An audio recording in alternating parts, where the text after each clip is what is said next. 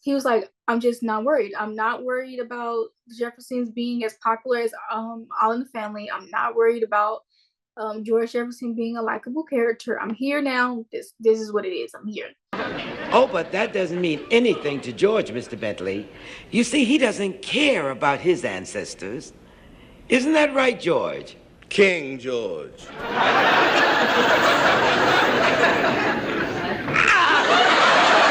Welcome back to another Classic Stories. Happy Black History Month. Today we are talking about Sherman Hemsley. This article is titled Sherman Hemsley is no George Jefferson, and it is from the Chicago Daily News in 1977. So this was 2 years after the Jeffersons aired. If you don't know, Sherman Hemsley grew up in South Philadelphia, and he didn't have money. It was a hard, rough neighborhood that he lived in. And at this time, in 1977, Sherman Hemsley was 39 years old. And he was saying, like, yeah, I grew up in what people might call the ghetto, but to me, it was home. It was my neighborhood. And during those days, what exactly did he do? He started to hanging out on the street corner with a gang. But he had a desire to be an actor. So he was hanging out with these not so good people. But he knew, like, I'm not trying to be here with y'all in like the next couple of years or in 10 years or 20 years. I'm here for a good time, not a long time.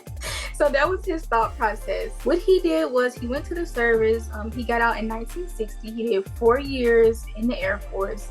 And then he decided to give acting a try. So this is his journey. He said, I worked at the post office in Philly, got transferred to New York, and worked in the post office there until he decided to go broke for acting. But one thing that made Sherman Hemsley different is he didn't follow the cliche of working night and day like other actors did, but there's a specific reason why he did not do that. He said, I couldn't do that because nobody would hire me.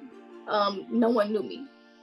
So if people knew him, would he have worked long nights and hours? Probably, but he couldn't do it because no one was giving him a chance. He goes on to say, I had done a couple of small things with the Negro Ensemble.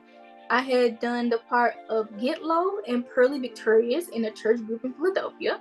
So when the chance came for the part in the play in New York, I was ready and luckily I got the part.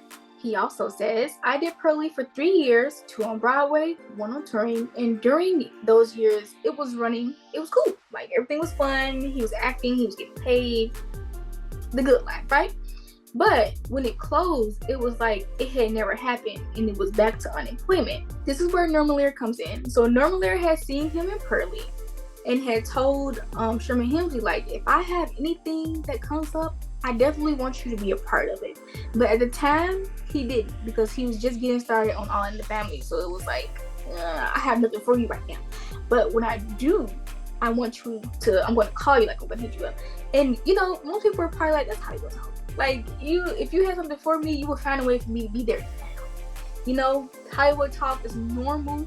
Well, it shouldn't be normal, but people hear it all the time. Like, oh, like, if you were here, like, I could get you on TV and all this stuff. So, not for sure if Sherman Hemsley was like, okay, like, all right, you have something for me? Okay, bye, Lear, like that. But he did go to California. He appeared in the San Francisco production of Don't Bother Me, I Can't Cope.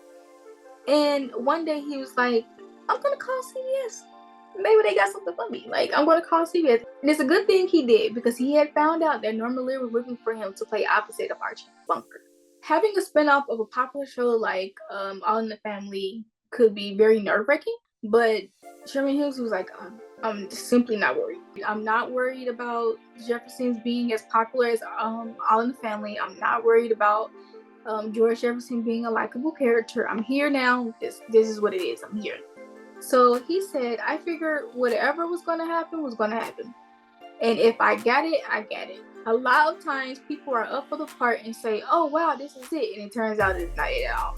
And he was saying, like, it was just working on set of All in the Family, like the Jeffersons stuff, was just like sorting paper at the post office.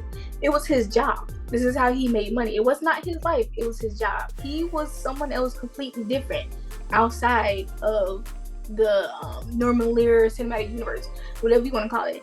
He was completely different. So this was a job for him. He did his job and he stood out. If there is a specific story that you would like me to talk about, of course, comment it and I will. If not, I'll come back with something. We'll talk about something else. Again, happy Black History Month, and I will see you all next time.